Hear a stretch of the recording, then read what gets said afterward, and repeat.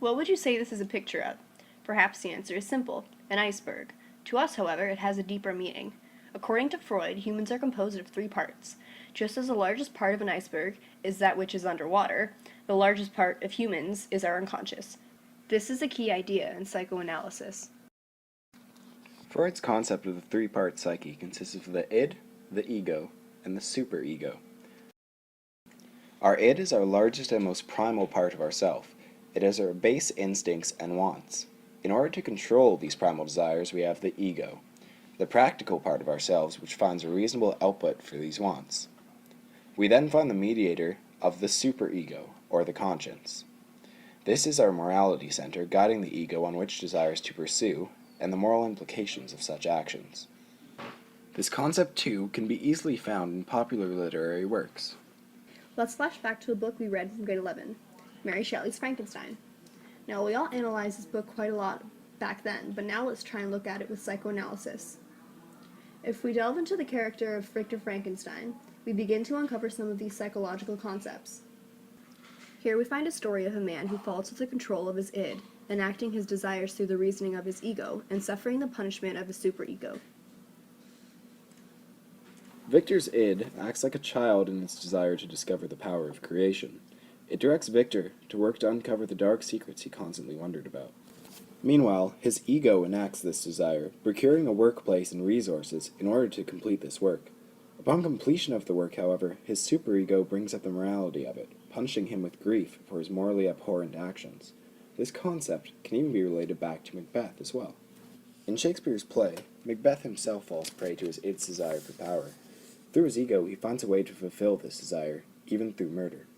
His superego at first creates conflict in him between his loyalty and morality and his id's desires. Does the concept of literary psychoanalysis make more sense to you now?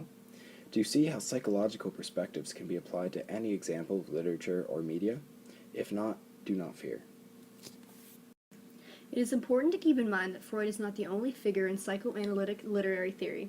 Among many contributors to different branches of this theory, there is a prominent individual who you may have heard of, Carl Jung. Jung's theories on the collective unconscious and his ideas about archetypes are ones that are found at the very core of literature. One can utilize the series to perform psychoanalysis in both the author and the constructs within the book itself based on its use of these concepts. He even provides us with a way of examining humans as a whole through our interactions with literature. He made a further branch of psychoanalytical theory focusing on these concepts. So hopefully you're beginning to see how we can use psychoanalytical theory to examine literature by applying psychological concepts. So now let's play a bit of a game as we look at both King Lear and Death of a Salesman. To start off, let's see how well you understand. What may psychoanalytical theory say about the play King Lear?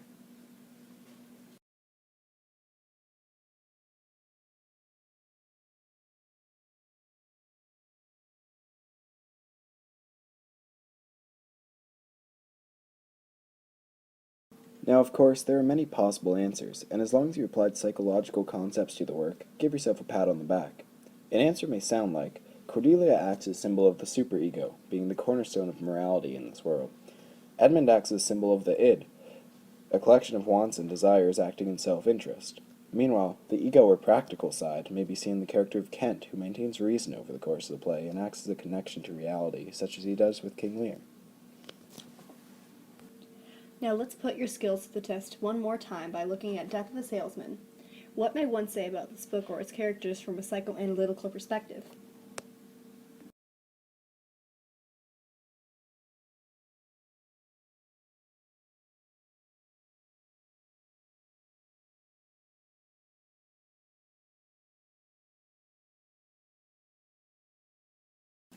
Got any ideas? Well, some answers may look like Happy demonstrates a subdued Oedipus complex in his search for a woman like Mom, you know? And Willy Loman experiences a loss of control to his id and his lust for his mistress, enacting it with the ego, and later feeling deep remorse from his superego. So hopefully that got you guys to start seeing things from a psychoanalytical point of view. And hopefully it helped you understand just what this theory is all about. So next time you pick up a book, think about some of these psychological concepts and see how you can relate them to that piece of writing, because remember, that's what psychoanalytical theory is all about. Created using Powtoon.